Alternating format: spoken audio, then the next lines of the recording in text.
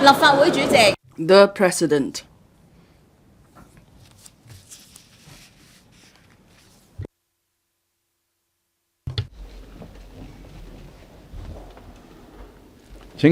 Members, please stand up while the Chief Executive enters the chamber.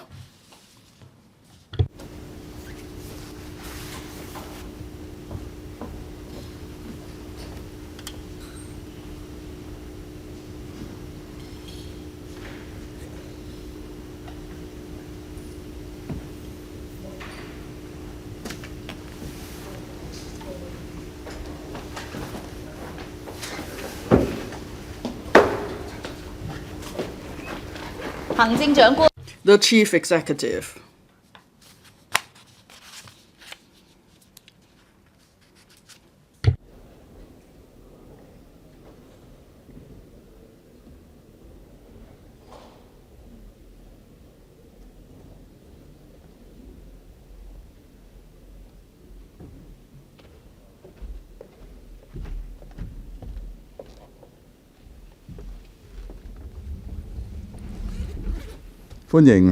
Chief Executive, welcome to the meeting.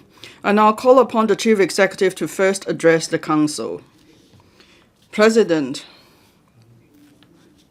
I hold the Chief Executive's interactive exchange question and answer session because I hope that under the integration of the principles of being executive-led and patriots administering Hong Kong, I could explore with members from macro perspectives and innovative and critical and with critical and innovative thinking, we could together explore the development of Hong Kong under the National Development Strategy.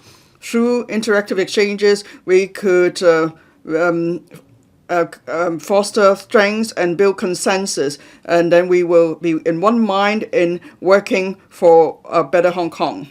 In the past few interactive exchange question and answer sessions, we explored various themes, including the themes relating to security and stability, development and happiness, in relation to the spirit of the 20th Party Congress and the two sessions. We also explored the development of new quality productive forces from the point of view of national development. We also considered promoting Chinese culture and the integration of culture and tourism. We explored together development opportunities for Hong Kong. In this session, the theme of part one is deepening international exchanges and cooperation. This was mentioned specifically in the section involving Hong Kong and Macau in the report on the work of the government. Since I took office, I led multiple high-level business delegations to visit different countries. I wanted to leverage the role of Hong Kong as a super connector and super value adder, and give play to our advantages of connectivity with the mainland and the world. And then we could put in action the deepening of international exchanges and cooperation. The headquarters of the International Organization for Mediation will be set up in Hong Kong tomorrow. There will be a signing ceremony on the Convention on the establishment of the International Organization for Mediation in Hong Kong. This is a full demonstration of the strengths and advantages of Hong Kong in international mediation. It will elevate Hong Kong's international status further and promote further international exchanges and cooperation. I'm deeply grateful to the central authorities for granting this important international status to Hong Kong. The theme of part two is expediting the development of the Northern Metropolis. The Northern Metropolis will account for a third of Hong Kong's total area and a third of our population. The development of the Northern Metropolis is about the long-term land and housing supply and the development of industries and our competitiveness. In the past 2 years, the government has been picking up pace in proactively developing the Northern Metropolis. Still, I'm very anxious about the pace of development. That's why I would like to explore together with members the ways and means for us to expedite the development of the Northern Metropolis. President, I look forward to engaging with members in international exchanges and listening to your views on these two important issues in this session. Thank you, President. The question and answer session comprises 2 parts, the details of which are set out in the appendix to the script. Members have been informed that the speaking time limit for each member is 2 minutes. Members may put questions to the Chief Executive or express their views or both when they speak. The topic of the first part is deepening international exchanges and cooperation. Members who wish to speak in this part, please press the request to speak button. Chief Executive, please speak on part 1 first. Thank you, President. The topic of the first part is deepening international exchanges and cooperation. During the 2 sessions, Premier Li Qiang delivered the report on the work of the government. In the section involving Hong Kong and Macau, deepening international exchanges and cooperation was mentioned for the first time. Support was expressed for Hong Kong and Macau in growing their economies, improving the lives of their people, and deepening international exchanges and cooperation for ensuring that Hong Kong and Macau better integrate themselves into China's overall development and maintain long-term prosperity and stability. 2 weeks ago, I led a high-level business delegation to visit 2 Middle Eastern countries, Qatar and Kuwait. The visit yielded fruitful results. The visit built further the relations between the Hong Kong SAR government and the governments of the 2 countries and fostered a consensus on cooperation. The delegation signed a total of 59 cooperation agreements and memoranda of understanding to strengthen the business network, explore more business opportunities, and further promote exchanges among the people. On the 12th of May, Qatar granted visa-free entry to SAR passport holders for a stay of up to 30 days. Since I took office, I have led business delegations to a number of Middle Eastern, ASEAN, and South American countries, including Saudi Arabia, the United Arab Emirates, Thailand, Singapore, Indonesia, Malaysia, Laos, Cambodia, Vietnam, and Peru. At every visit, we made substantial achievements. We showcased the role of Hong Kong as a super connector and super value adder and gave play to our role as a bridge for going global and attracting external investment. The visits allowed us to put in action international exchanges and cooperation in opening up business opportunities and creating new growth points for our economy. To deepen further international exchanges and cooperation, what directions and pathways can Hong Kong pursue? I look forward to members' views and questions for us to engage in international exchanges. Thank you, President. Ms. Maggie Chan. Thank you. The Middle Eastern visits yielded fruitful results, and there were some agreements. There were a memorandum of understanding signed on international mediation with Qatar. It shows that Hong Kong plays an important role. We could leverage on our common law jurisdiction advantage, and then for dual circulation of the economy, we could build a safety net, legal safety net, and promote further cooperation exchanges. Now, Chinese businesses are going global, and there are various commercial disputes often. So, are there measures to realize better the results achieved by the visits? I propose the following measures. First, there should be a collaboration mechanism to promote the going global of legal services.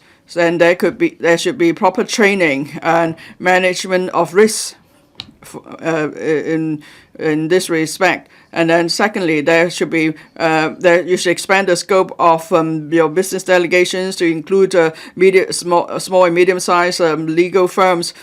And thirdly, we should strengthen the role of the Hong Kong Export Insurance Credit Corporation. And then there could be more. There must be more information on due diligence, and there should be guidance. And fourthly, we should promote the connection of legal services and business sector. Through these measures, we could make the most of the results achieved from visits, and then we could contribute to the modernization of the country. Thank you, Chief Executive. I thank Ms. Chan for her views. I agree. Just now, Ms. Chan mentioned that In the business delegation to the Middle East, one of the members was the chairman of the Law Society, and then he signed a cooperation agreement with the Kuwaiti Bar Association. Now, in different visits, we took the opportunity to promote international legal cooperation. With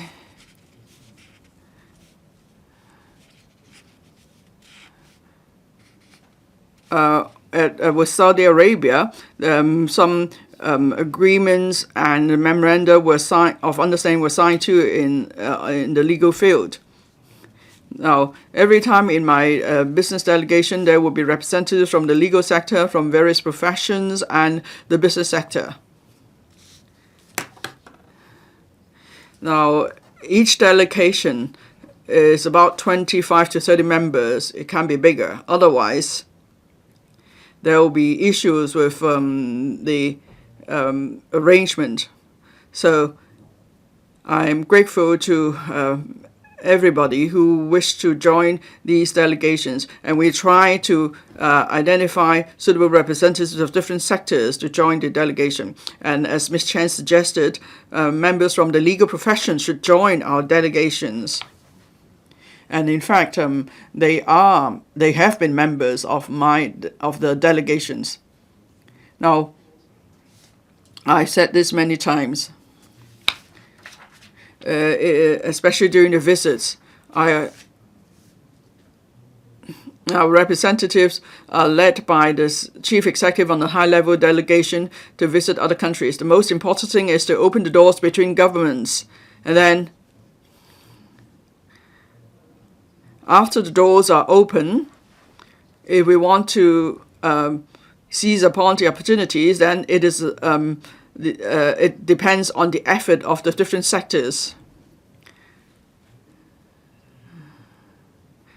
In the report on the work of the government, there's mentioned that Hong Kong must deepen international exchanges and cooperation. And Hong Kong means the Hong Kong SAR government as well as all other parties outside of the government. So for anyone who has the opportunity and the capability, share the responsibility of deepening international exchanges and cooperation. But of course, the government must take the lead and will set the direction. By taking the lead, that means I will open up the doors between governments. We visit heads of state, we foster consensus. And then the local business sector would know that, Hong Kong is a place where their country would like to build relations with and to also strengthen business cooperation. And once this message is sent out, then the members of the delegations must then play their role and put in an effort. So Hong Kong is our home, so we must all play our role in promoting the development of Hong Kong. That's why I encourage representatives of the legal profession to join the delegations. Of course, they could also go with the Law Society and the Bar Association to visit different places to strengthen legal collaboration with other places. The International Organization of Mediation actually is a new breakthrough for members of the legal profession.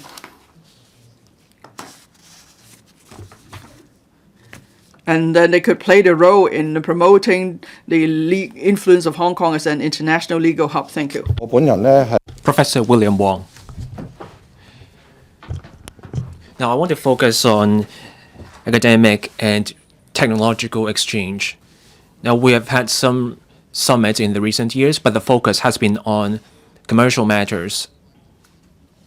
As for large-scale summits on academic exchange, there are few and far between.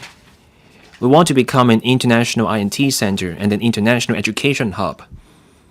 So in this connection, I urge the chief executive to promote more large-scale academic summit. We want more top-notch talent and scholars to come here. With more exchange, people outside will get to know the true situation here, and we will get people to come here, and they will help us attract talent. I hope the chief executive can consider this. I thank Professor Wang for his remarks. I agree.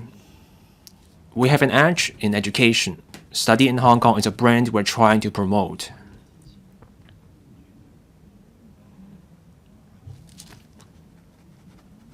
We will support and hold events in education. On education, we have held different events. In May, we held the Education Expo. There were speeches at the expo. Hong Kong is a diverse community. We have many strengths, so we should hold all kinds of conferences. Those on finance are needed because we're a financial center. We should also hold arts events.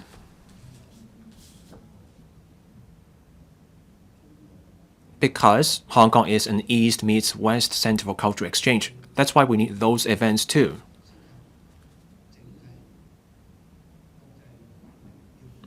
We should also hold events on international relations. We have also held events at the community level, say the Global Prosperity Summit. LegCo members took part in holding the event. It was a success.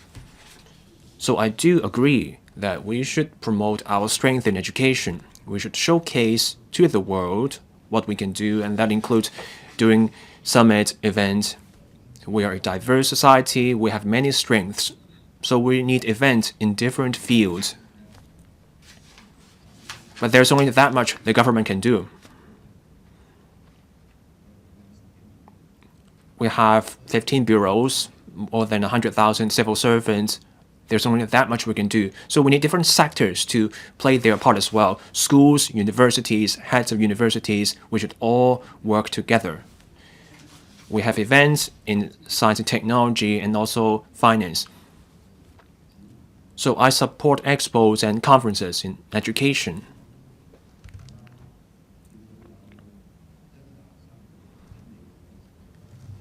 Now we can see there are university students facing discriminatory unfair treatment in the US.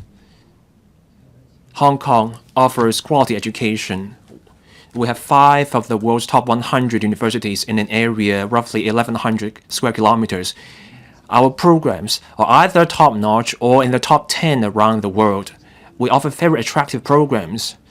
But to attract students here, we will need the sector to help.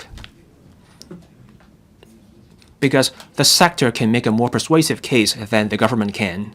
So we should all work together to promote our education around the world. Thank you, President. Professor Priscilla Leung.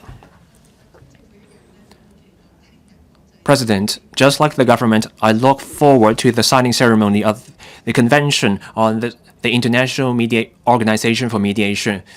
The Foreign Minister Wang Yi and people from 60 countries and 20 international bodies will be here to witness the moment. This is a huge gift from our country. And I agree with the Chief Executive's recent remarks. This IOMED will be on a par with the Hague International Court of Justice and the Permanent Court for Arbitration. So for this gift, I would like to share some thoughts. Now, running and setting up IOMED are under the prerogative of our country. So let's look for international law experts and such professionals. Let's recommend these people to our country so that we create this talent pool. Chief Executive, you will know this. You attended this event for 3 years in a row. This is for the Institute of Belt and Road. You have met experts from different jurisdictions at these events. So let's recommend these experts to our country.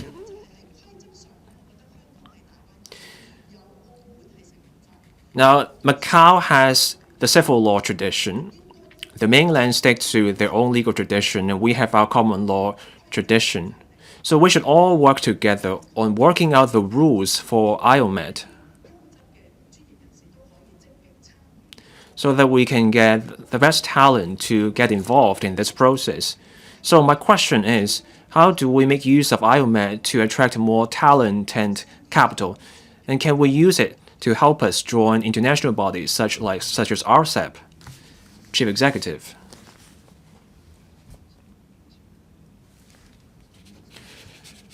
Professor Leung has made a huge effort and done much on this front, and I agree with her on her remarks. The establishment of IOMED will bring many benefits to Hong Kong. And this is also a momentous event.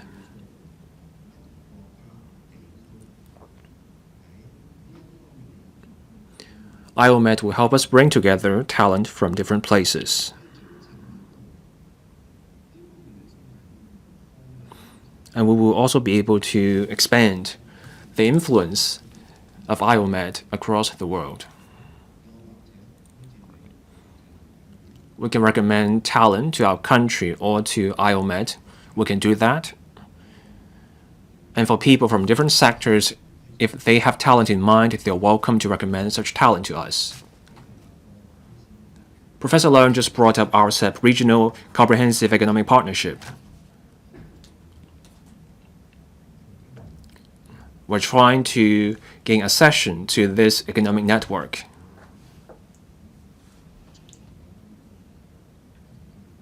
RCEP will bring different opportunities for Hong Kong. I have my own thoughts for sure. Now, on setting up IOMED, I do want to hear Professor Leung's thoughts on how setting up IOMED can help us join RCEP. Next week, an expert panel will join a forum on young entrepreneurs in Huangshan. There, we can discuss how one country, two systems can also bring benefits to RCEP members. In Hong Kong, we have the common law tradition. In Macau, they have the civil law tradition. And then you have the mainland as a huge market.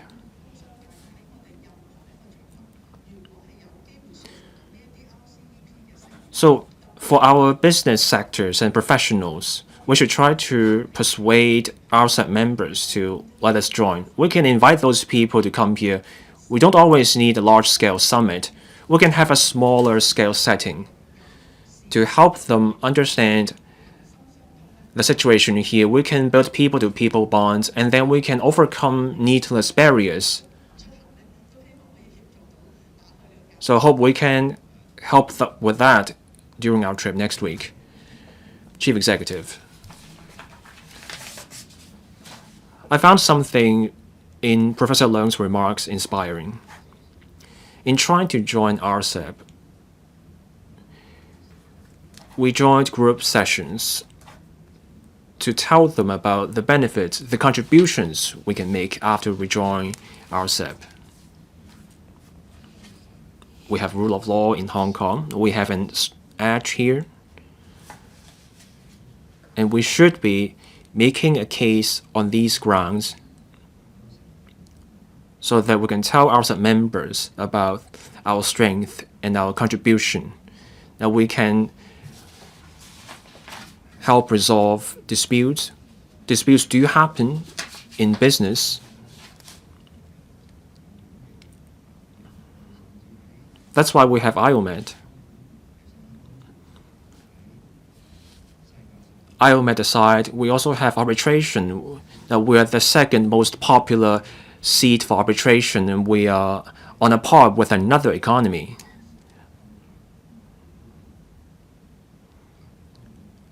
In arbitration,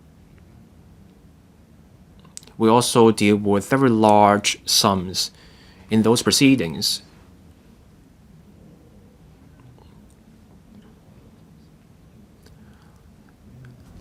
Our arbitration focuses on international proceedings, whereas other places may have a more regional focus.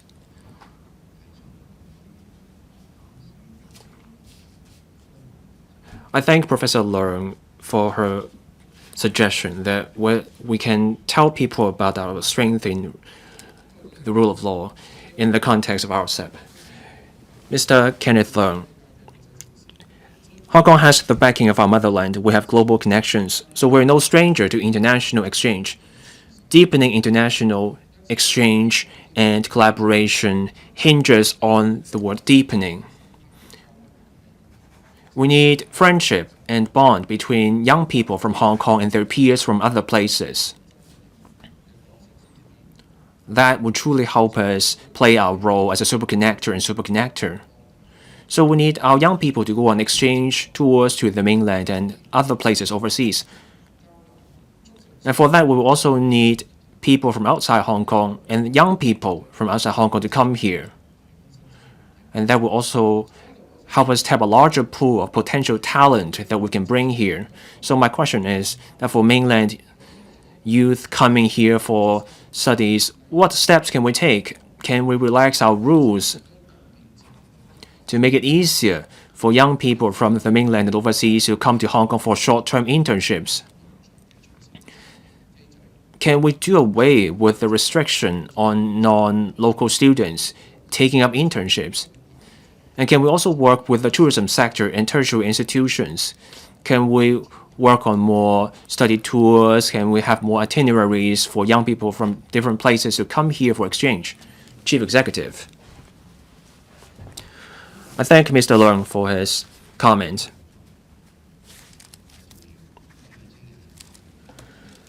International collaboration and exchange involving young people matter. When I was on this trip to ASEAN countries, there was a program that was announced. And this is something about Jakarta's Economic and Trade Office. Now, we had this arrangement about internships for young people from Indonesia, Malaysia, and Brunei. We started this program in 2024. Now we will see how popular this program turns out to be, and we will deepen the efforts and scale it up. And I agree with Mr. Leung, we need the two-way flow when it comes to youth exchange. Hong Kong's young people should go to different places outside Hong Kong. That also matters. That's why we have this program for our young people to go on internships at the United Nations or to other countries. We send our civil servants there.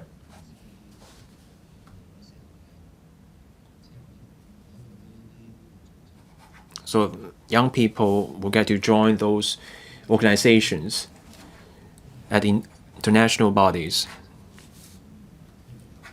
We need different sectors to also help out. There's only that much the government can do all by itself. But with the community's input, we will be able to do more. Each community-level organization has its own network. And once we get the work started, the momentum will grow. So I encourage community-level organizations to organize such tours overseas. They're having many exchange tours to the mainland. That's good.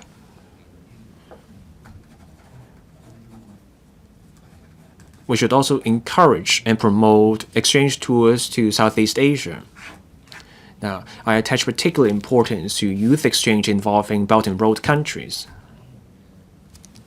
So we have the Belt and Road Scholarship, and we have expanded the scholarship. We also need schools involved. Schools have ties with their mainland peers and their overseas peers. So it's also important to have exchange programs for university students. So we should all work together on youth exchange. At major conferences, we also send out young people to serve as volunteers outside Hong Kong. So when I was at the Boao Forum, there was a team of Hong Kong volunteers at major sports events such as the games at Hangzhou. There were young volunteers from Hong Kong. The sky's the limit, that's the saying. So we should all work together on this. Thank you, President. Mr. Rock Chen. First of all, I would like to thank the Chief Executive for leading over 20 mainland enterprises to visit the Middle East. That fully demonstrates Hong Kong's unique role as a superconnector and a super value adder. And then a number of mainland enterprises said to me, now for both state-owned enterprises and private enterprises, they have a strong wish to go global. Because if they don't go global, then they will go out of business. So Hong Kong is the best is in the best position to help mainland enterprises to go global because we have world-class professional services. We have an absolute advantage, and then we are totally linked up with the international trade system, and then we also have expensive networks and connections. So I would suggest that the SL government and the TDC to set up a regular platform for linking up professional service to mainland enterprises on the mainland. So then those businesses who want to go global, they could join this platform, and then they could link up with our own professionals, and then they to provide them with service, and then we could learn about their needs, and then the two parties will both be on the platform, and then there could be one-stop service. So this is just a modest idea for the Chief Executive's reference. Chief Executive. Thank you, Mr. Chen. I agree to the direction, and we could also step up what the government is doing now.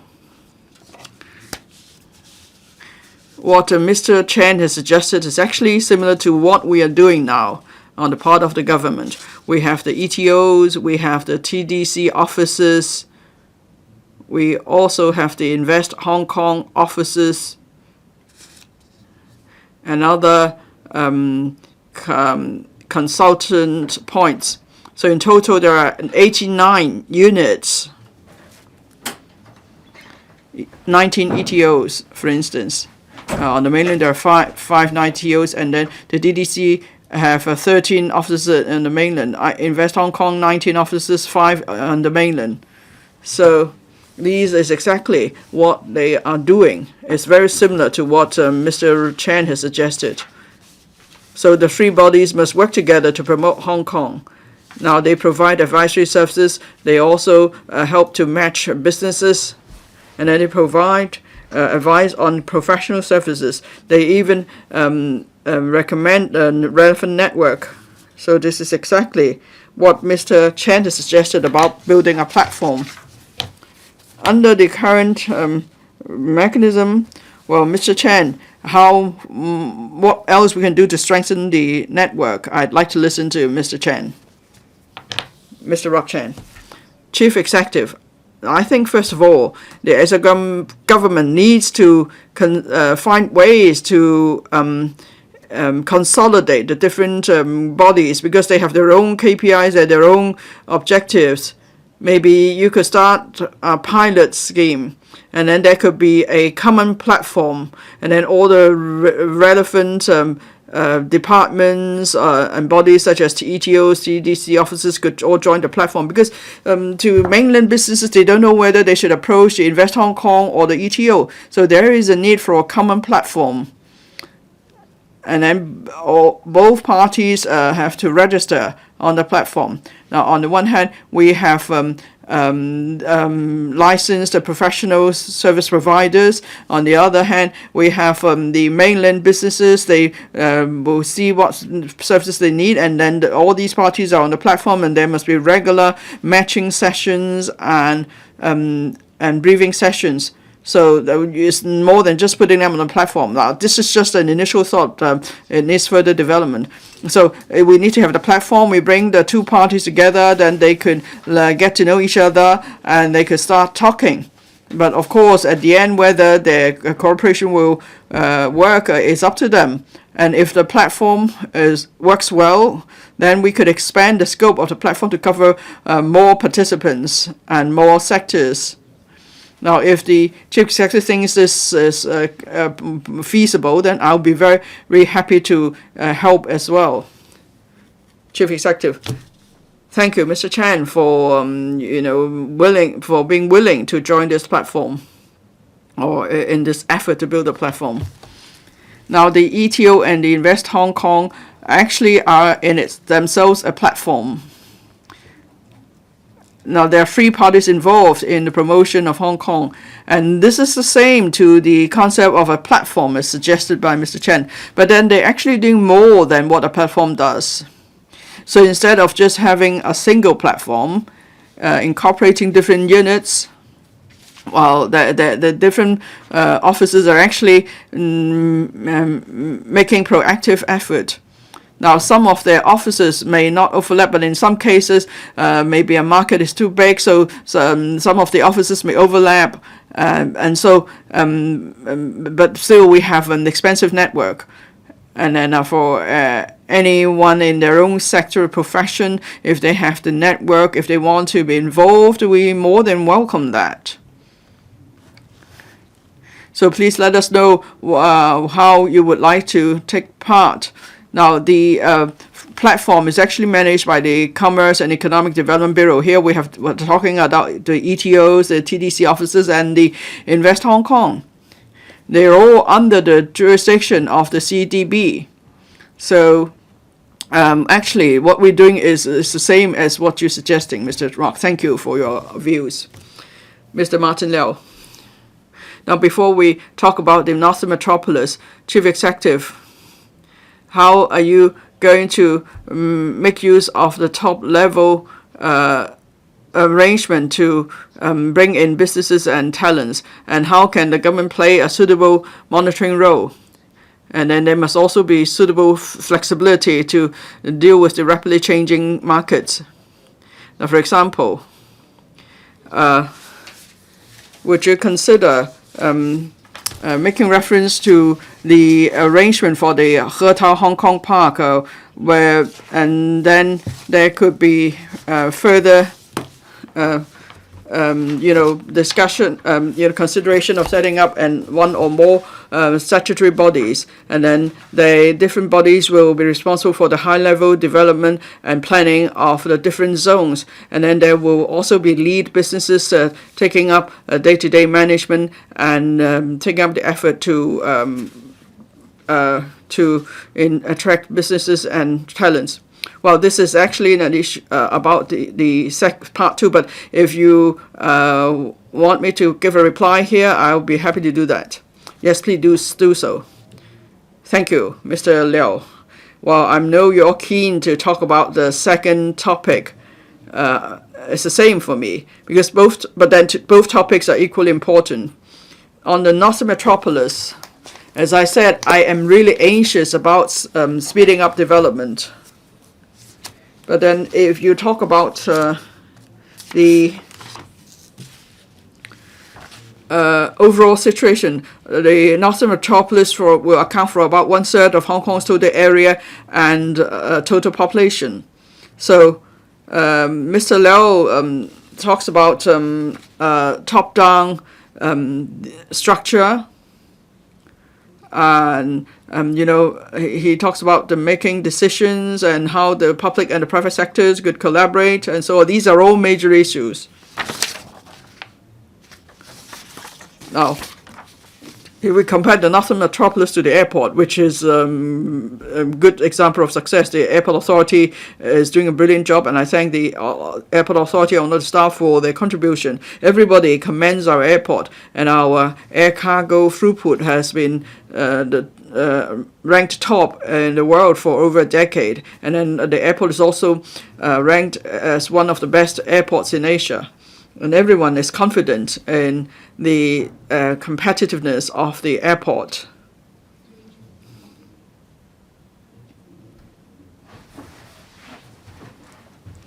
But then the size of the airport accounts for about 1 or 2% of the total area of Hong Kong. The Northern Metropolis accounts for a third of the total area of Hong Kong. So in terms of the overall planning, structure, design, resources needed, market support, and so on, we are talking about a massive scale here. So do we need just one large body to take up the work, or do we want to have different structures in each different zones or areas for taking forward the work? Well, this is something I would like to listen to your views on, and that's why in part 2 we can have in-depth discussion. Now, I can tell you I take very seriously the structure, the way forward, the funds, parties to be involved, and flexibility and so on about Northern Metropolis. And then with the Northern Metropolis, the focus is on industrial development. We are not talking about real estate development. So that's why with land development, we need to have a new mindset. I hope in part 2 we could have some discussion. Of course, I can also share my views with you. Thank you. Mr. Dominic Lee. Thank you, President. Speed, a well-known KOL, visited Hong Kong and mainland cities in the Western social media that caused quite a stir. And the real face of the country and Hong Kong was showcased, and it brought much attention. So it was a very successful story told about Hong Kong and the mainland. And he himself has destroyed the bad mouthing by the Western media. But then with receiving KOLs, usually it's private businesses that take up the duty, and in individual cases, the TDC may help too. But then with the KOL economy and platform, well, we're talking about many different types of KOL actually. And if you can't just rely on one or two organizations, because they won't know all KOLs. I dare say, before Speed visited Hong Kong, most of us here wouldn't even know who he was. So there's not yet a systematic or comprehensive policy to bring popular KOLs to come to Hong Kong and work with us to tell our stories. So will you consider any funding scheme so different organizations could apply for funds to bring such a popular KOLs to Hong Kong? And will you also give support to KOLs in Hong Kong so they could take part in international KOL events such as fairs, expos, exchange sessions, and so on? And then where there could be further exchanges between local KOLs and overseas KOLs with influence. Chief Executive. Now, Mr. Lee suggested using engaging KOLs to help publicize Hong Kong. I'm all for that.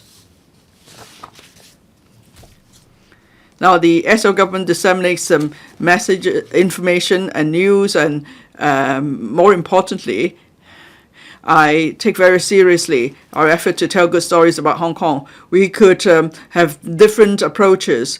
We must not limit our imagination. We need to come up with more ways.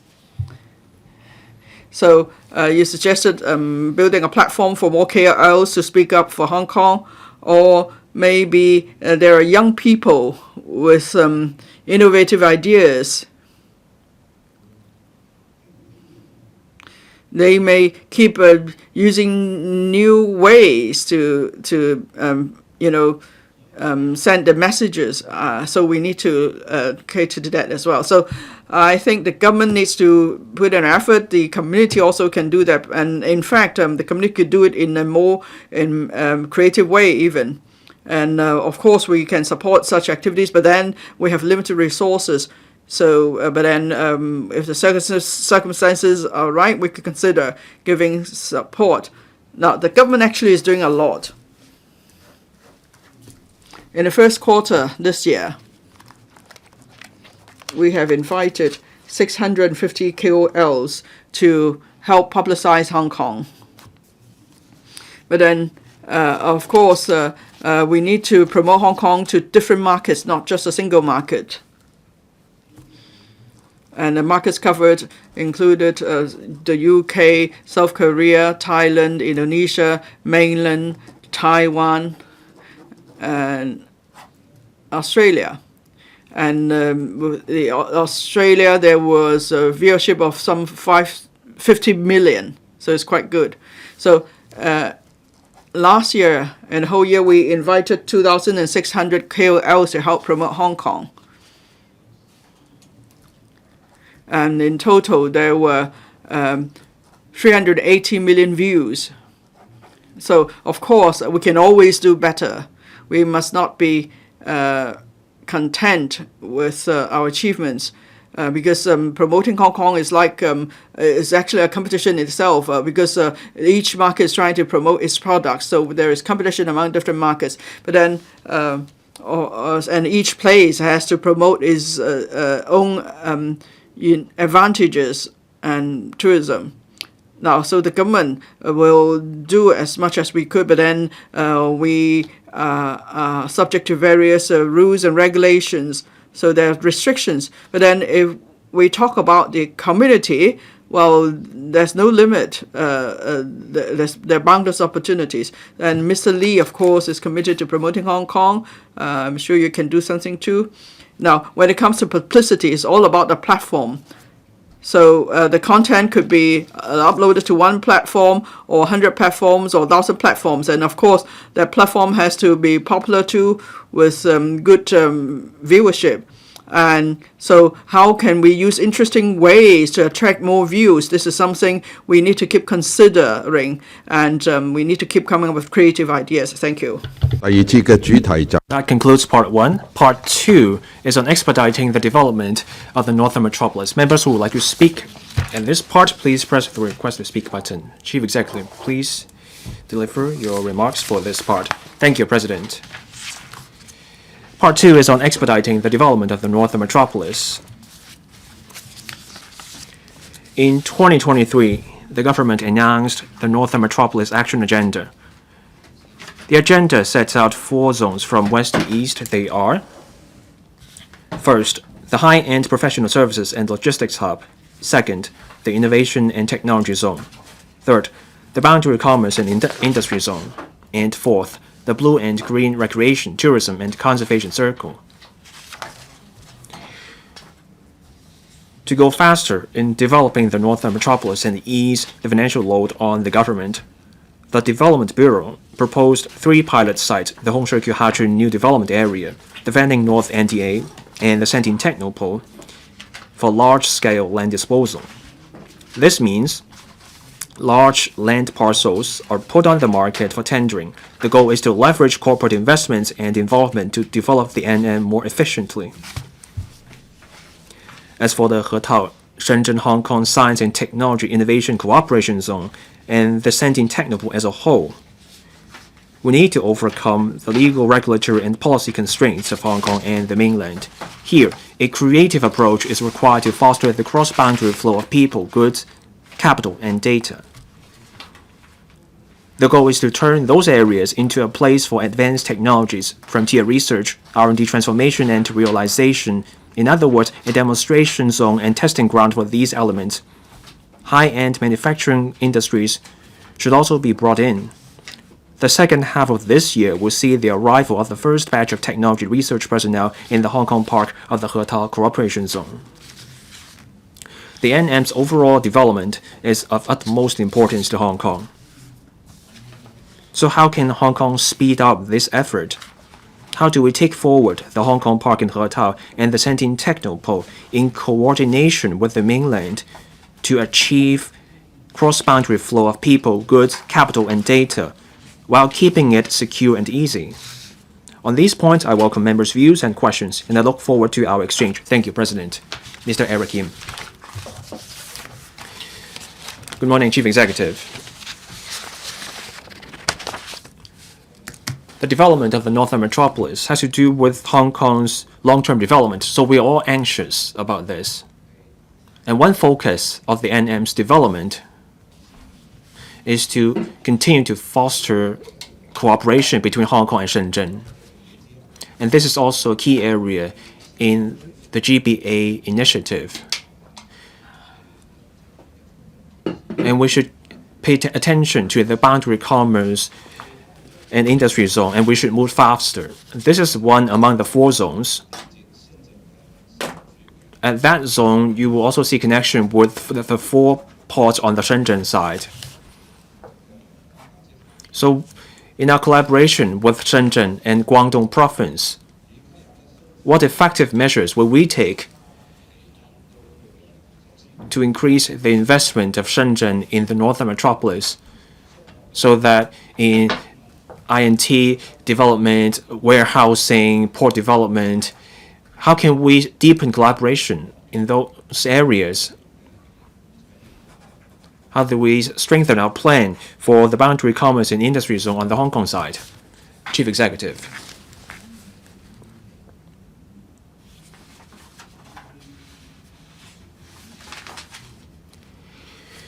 Mr. Yim proposed bringing in more investment from the mainland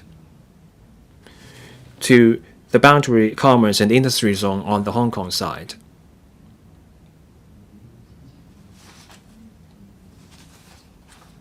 On industries and support for them, the government is doing a lot on this.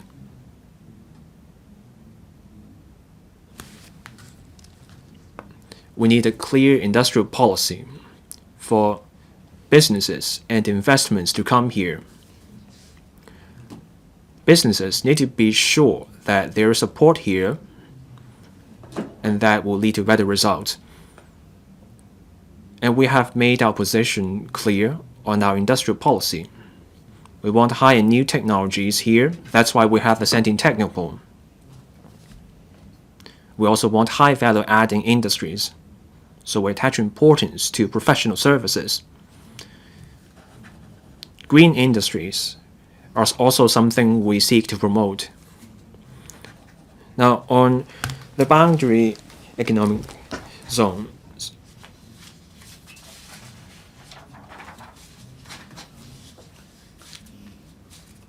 we're looking for industries that can foster the collaborative development of Hong Kong and the mainland.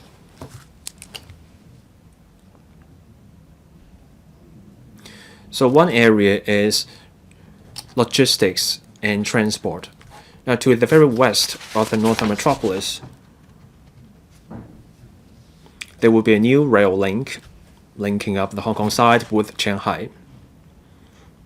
That's for logistics and professional services. As for the boundary commerce and the industry zone, there will also be something for logistics.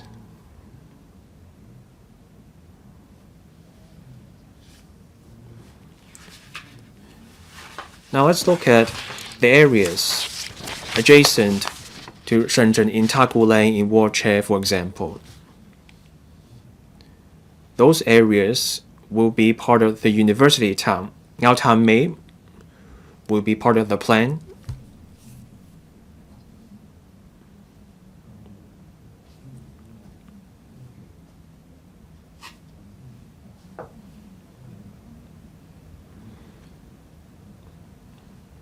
When you want youth exchange, innovation, and research, universities can play a key role.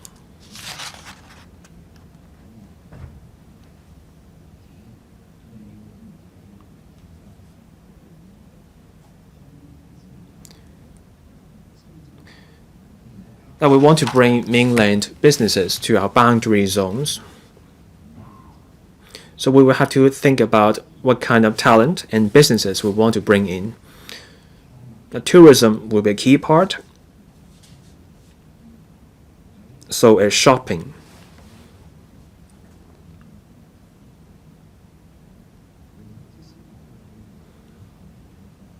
And they will make a difference for the economy right away. So can there be dedicated funds, for example?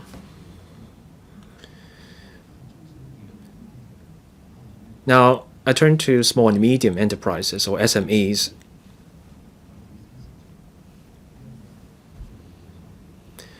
SMEs can tap the mainland market for new opportunities. We have schemes on e-commerce targeting the mainland market.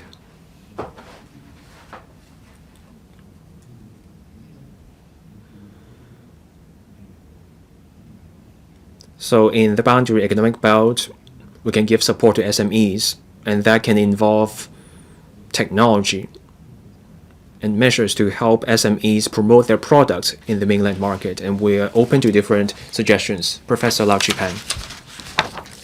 Thank you, President. Good morning, Chief Executive. Recently, Harvard University was subject to this ban on enrolling foreign students, so those students have to go elsewhere. And non-US professors and faculty members will have to leave the US. So will we capitalize on this opportunity to go high profile in expanding our university towns in the northern metropolis? Can we have dedicated funds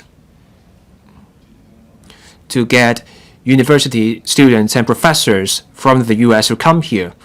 That may not bring immediate results.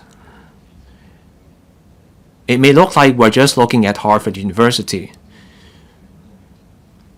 But such a step can also target other places in Europe, in Belt and Road countries. This can be an opportunity for us to showcase our strength as an international education hub. Chief Executive.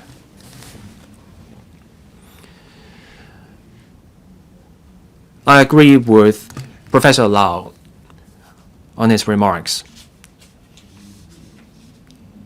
At the recent media briefing, I also said, for students subject to unfair and discriminatory treatment in the US, we welcome them here. Those students subject to such treatment come from different countries outside the US. That's an opportunity for Hong Kong.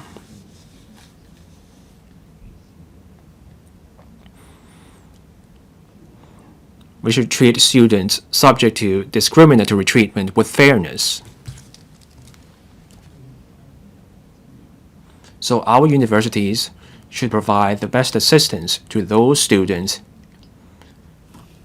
If those students wish to come here, we give them maximal support.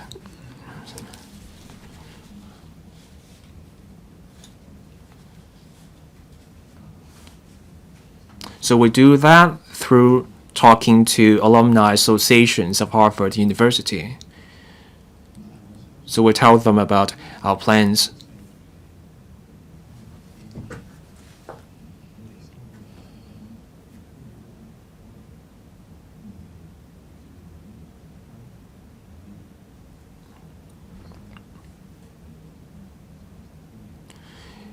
University students consider different factors. It's not just about the present position at US universities. What happens now will affect the decisions of those students. Hong Kong has an edge here. We have 5 of the world's top 100 universities. We offer a variety of programs. Some programs are among the best in the world. Some are in the top 10, others in the top 20.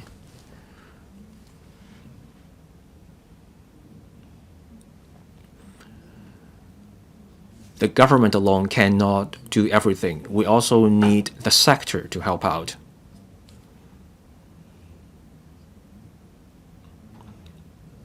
The Education Bureau has talked to our universities, and we got an overwhelming response from our universities, and I find that motivating. So we should all work on this. Professor Lau Chi-Pang is an influential figure in the education sector, so let's all work together, and my position is clear.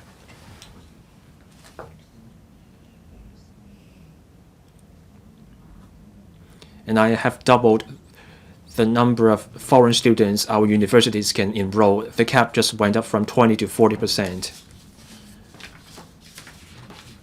So for students subject to discriminatory treatment, and if they wish to come here, I'm happy to review this cap on non-local students at our universities.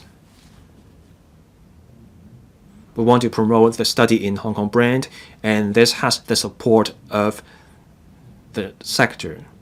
Heads of universities have also been helping out with the promotion. We just had the International Education Expo. We got a positive response to the drive to promote study in Hong Kong.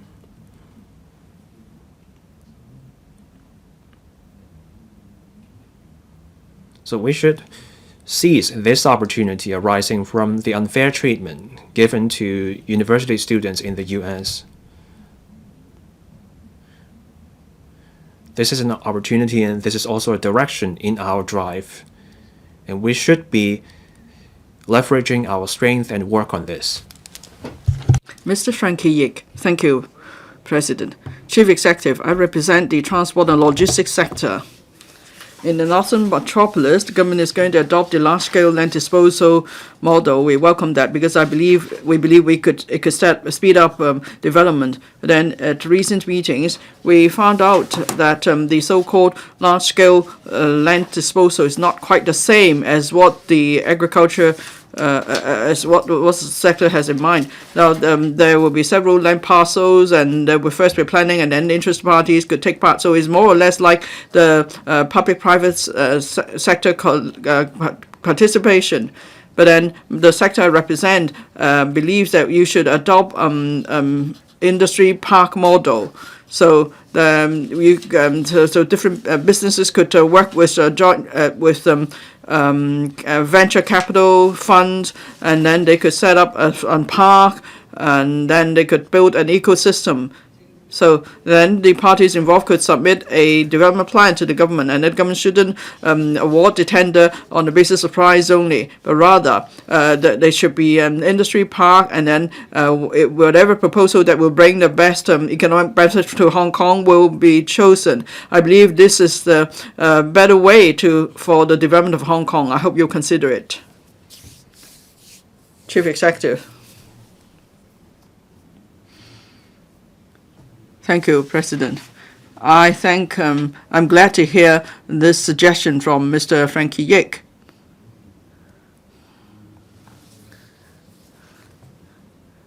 Now, over the years, when the government discussed land and housing proposals, the angle was always land and housing, and there was little mention of industrial development.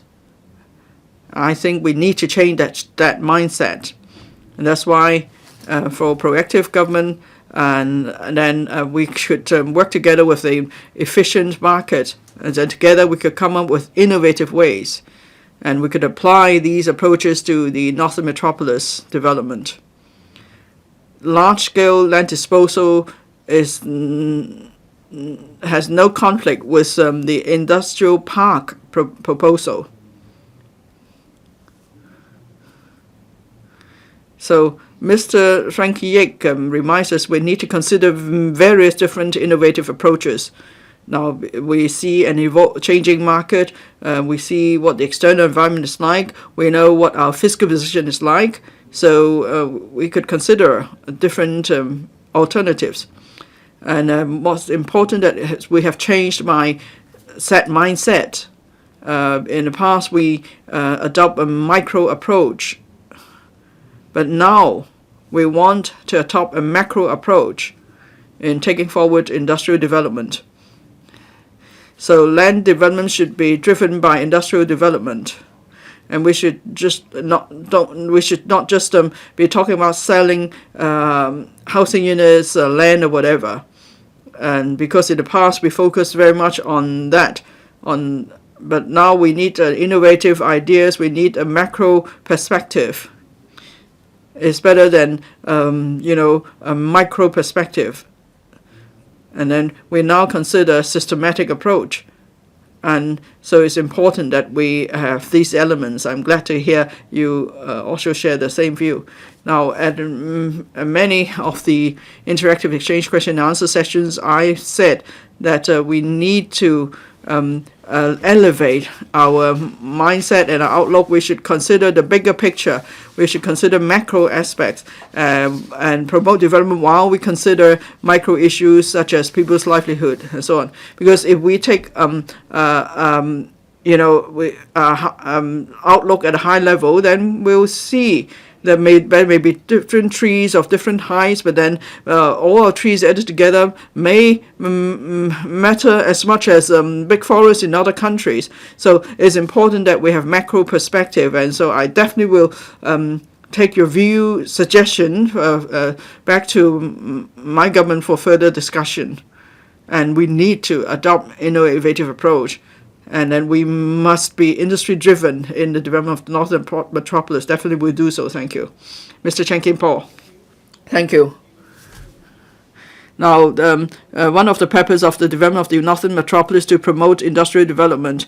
But then, and the Northern Metropolis is next to Shenzhen, so it could be a new platform for collaboration with Shenzhen. We could have complementary development to achieve the best economic result. Now, Hetao, Hongshui-Q, and so on, these are all important development initiatives and strategies. Now, Northern Metropolis is a complex project because of its immense scale. And with any projects, it takes time to develop, and then we also takes funds. If we could compress the development program, then we could also save costs, and then more will be interested in investing in Northern Metropolis. Now, the Santin Tennopo completed its planning process in September last year, and it's already received funding approval from the Finance Committee to start works. So it's moving much faster by 2 or 3 years, as it would be the case previously. So we are speeding up things. Now, with some land development, streamlining the administrative procedures, and then providing better high-level steer and coordination, involving the market more, and so on. This will help to share the cost, and it will help to contribute to the faster development of Northern Metropolis. So what's your view, Chief Executive? Chief Executive? Thank you, Mr. Chen. Now, I have raised this subject of expediting the development of the Northern Metropolis for discussion today because I'd like to listen to your views. Of course, I have my own ideas as well. I just want to see whether your ideas match with mine. Maybe I have thought about certain details, but maybe after members raise certain points, your views will complement mine. Now, a brief answer to your point, Mr. Chen. I totally agree that on different fronts we need to work faster and in greater depth. But then, Mr. Chen, from your point of view, now when we talk about reform, the first thing we have to consider then is it's about attacking the bottleneck, as is often mentioned in management studies. So we have already improved many of the procedures. I think we have amended some 6 pieces of legislation.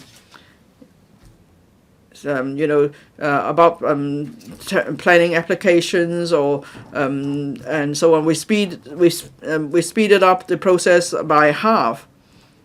So, Mr. Chen, where do you think the bottlenecks are? Where are our shortcomings? And in what processes do we need to improve further? Mr. Chen. Well, I didn't raise that point randomly. I'm not an expert on Northern Metropolis, but I've done some, quick studies and surveys. I've also talked to the responsible officials. Now, the frontline officers always have the best wisdom. They know what's going on. They will come up with the best solutions. I also talk to the real estate developers because they will be investors. And then they will know what challenges they will face. That's why we need to address the bottlenecks. Now, the devil is in the details, as is often said. Now, maybe this issue involves many different parties. But we need an ultimate approval authority. Otherwise, things will be much slower. So if you could do something about that, it will make a huge change. As for other legislation and so on. Now, the Secretary for Development proposed the streamlining of various procedures, and I commend her for having the courage to do that. Because in the past, it's usually government who would suggest legislative amendment. So if the government is prepared to tackle issues, it brings about the changes to Hong Kong is the ultimate reason. That's why at the Executive Council, we often thank you for realizing the importance of such an effort. So officials in charge need to have empathy. They need to take this as their own issue, and they mustn't think that it's other people's money. So it's their own money that they're spending. This is a mindset they should have. And then they will work with developers as a team, and they share the same objective. Now, we can't just rely on the government to get things done. We need to involve all in the community, and we must all share the same goal as we do so. So we need to have a central authority that coordinates applications to different departments. We shouldn't leave different departments to do their own work. And then we must all share this mindset that is we want to address issues for those taking part. And that's an important change of the government culture. Chief Executive. Thank you, Mr. Chan. You mentioned the approval procedures. Yes, there are different departments involved. Each department wants to do their best, but then there's it's important to have coordination and steering. So how can we have high-level steer and make sure that on all fronts everybody works quickly? The Deputy Financial Secretary plays an important role here. When we first proposed the creation of the Deputy Chief Secretary and Financial Secretary posts, people were not sure if they would play an important role. But actually, in the past 3 years, we see that they actually play an important role because there are too many departments involved. And then there are also processes in place. I can cite an example. Now, the Kowloon Wall City film set, we've moved it to the Kowloon Wall City Park. Well, the Deputy Chief Secretary and the Deputy Finance Secretary both played a role. But of course, the DFS said nothing because he is not doing it just to get claims. Now, it's about first moving the set, dismantling the set, and then moving it to the park, and then we have to expand the set, and so it's a major effort. And then the other Deputy Secretary helped with promotion and so on. So that's why I agree leadership is important. Now, I chair the steering committee on the Northern Metropolis. And the steering committee plays an important role on the subject we're talking about now. So that's why I'd like to seek member views. Do you think we need to amend certain legislation to expedite the development of the Northern Metropolis? I'm keen to listen to your views on that.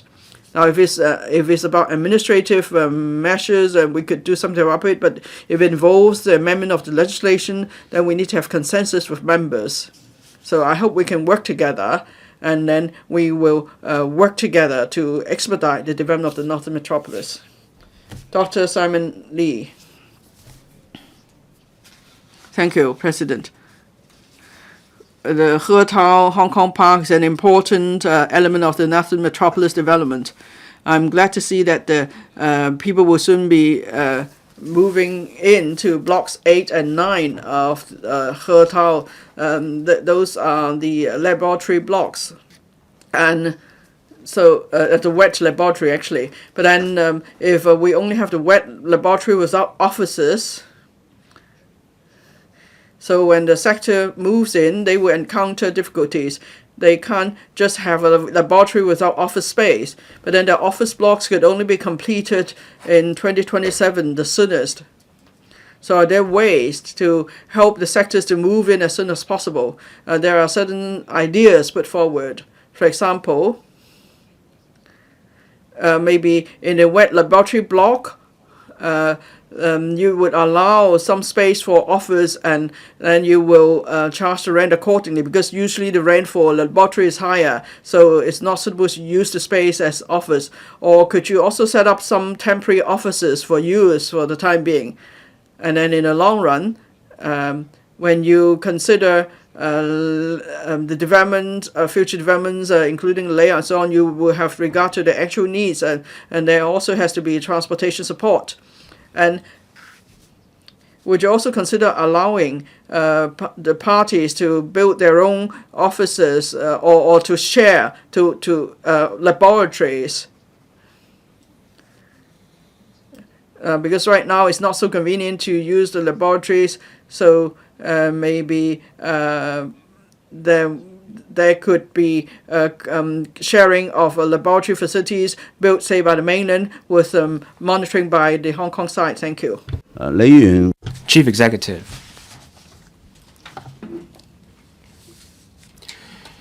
Dr. Lee and I are of one mind. Just as I said, I'm anxious to see progress. Now, can we have offices? Can we have simple offices in place? We have been thinking about that, and we're working on that. Shared facilities are also something we're exploring.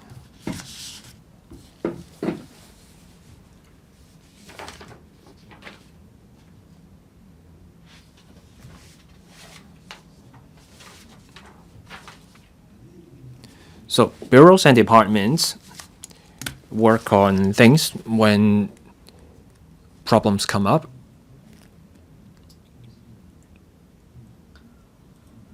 In the Hong Kong Park, there's a corporation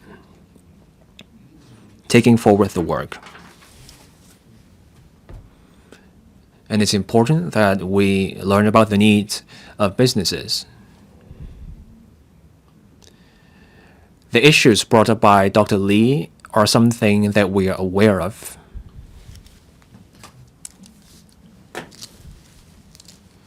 The ITIB, the corporation running the Hong Kong Park, have been in touch with the sector. We are aware of the problems, and we will take forward the work. Mr. Edward Lau. Thank you, President. I thank the government for taking forward the NM project, and also thank the government for being responsive to my ideas, such as the different approaches I proposed. Now, in 2023, the action agenda came out.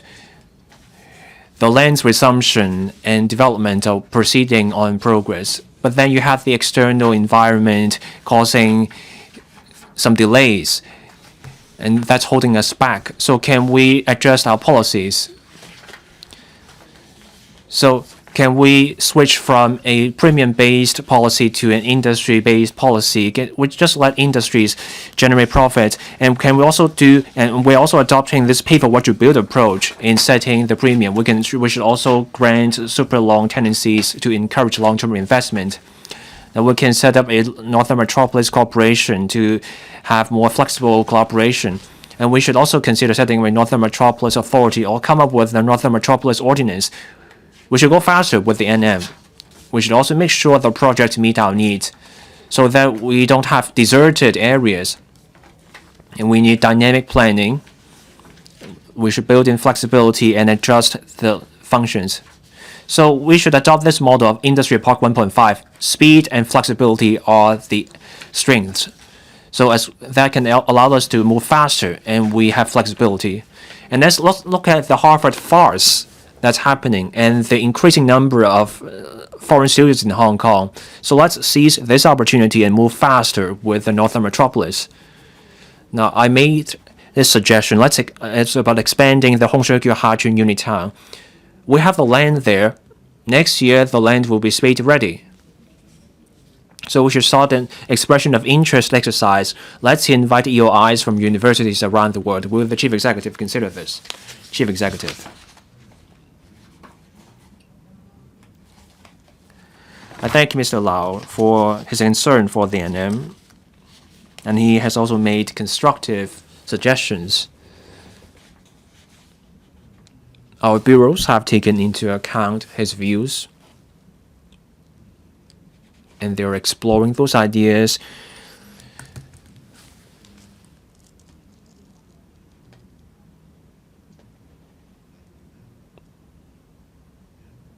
Mr. Lau just brought up some ideas such as large-scale land disposal, and that's already in progress now. And also the concept of pay for what you build. This is under consideration, and we will explore ways to implement it. Say you have a land exchange involving private land. The money can be used to offset the premium. So instead of charging the premium based on the maximum floor area, we charge based on the actual amount of structure built. That's a pragmatic approach. The external environment is unfavorable, developers are under stress, so we should be coming up with creative ways of doing things. Now, there are some areas where I would like to hear further views. Before that, I want to address some points, such as the idea of Industry Park 1.5. We should promote industrial development based on our strength. Now, from what I know about Industry Park 1.5, I believe it means we should combine and we should have this hybrid of the primary sector and the secondary sector. For Hong Kong, we should pursue a integrated approach. Now, if our strength lies in the tertiary sector, meaning the service sector, for sure we shouldn't hold it back.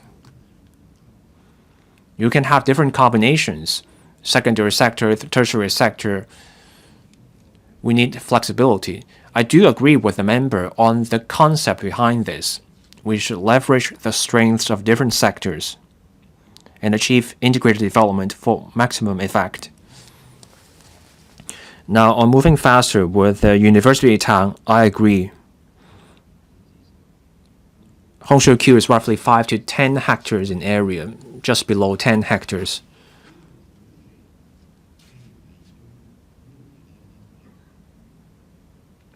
The land is there. I believe the Education Bureau will consider Mr. Lau's views. I would like to see progress with the Unitown initiative. There are also two other larger sites on top of Hongshui-Qiu. You have Ngao Tan Mei and also Ta Kwu Lan Ping Che. There is even greater room for Ta Kwu Lan Ping Che because there is greater room for further expansion. So the Education Bureau will note the members' view. Mr. Lau brought up the idea of a Northern Metropolis Ordinance. So what sort of problems can we expect to address? And what should we be focusing on for this ordinance, Mr. Edward Lau? I thank the Chief Executive for acknowledging my ideas.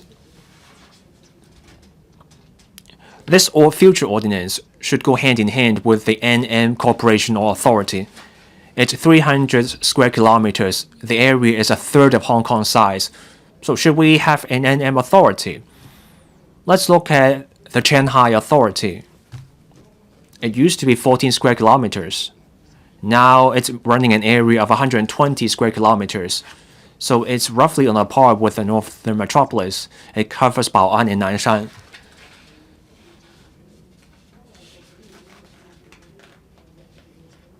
The authority takes charge over industries and land grant. So for the Northern Metropolis, maybe we can learn from that. learn from Shanghai's experience.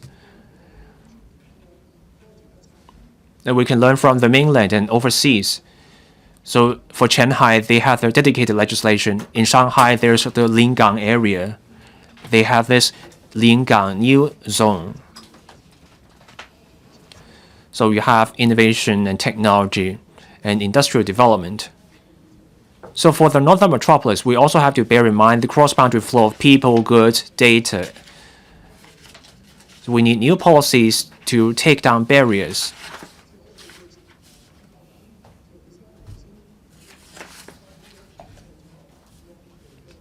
In 2023, we amended 6 ordinances.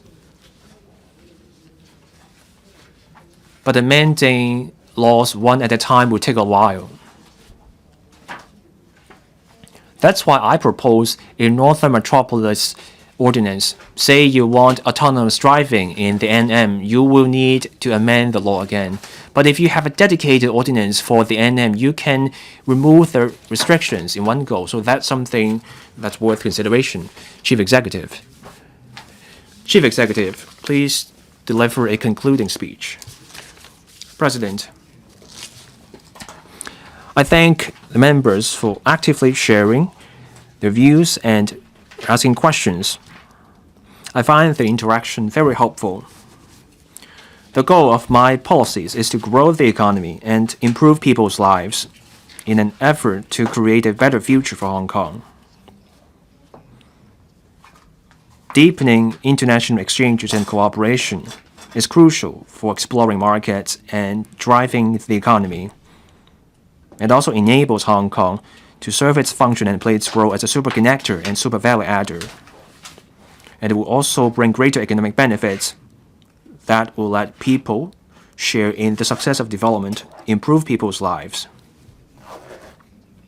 The northern metropolis makes up a third of our total area. And that area will also make up a third of our population. Developing land and housing will improve people's lives. That area will also be a new engine for our economic growth. There will be industries, jobs, new technologies. The NM will also bring this win-win outcome where Hong Kong complements the mainland. And it will also bring about explosive growth where 1 + 1 is greater than 2. People will get to share in the success of development, and that will improve people's lives, and people will have a better future. One country, two systems is now at a new stage. We now have the executive-led model, and we also have patriots administering Hong Kong. We all work together to achieve greater results. I am confident in the overall positive trajectory of Hong Kong. Once again, I thank members for actively sharing their views. They have made many constructive and inspiring suggestions and comments. My team and I, different departments and bureaus, will consolidate their input and we will consider them in policy making. The Chief Executive's interactive exchange question and answer session ends. The Chief Executive now leaves the chamber. Members, stand up, please.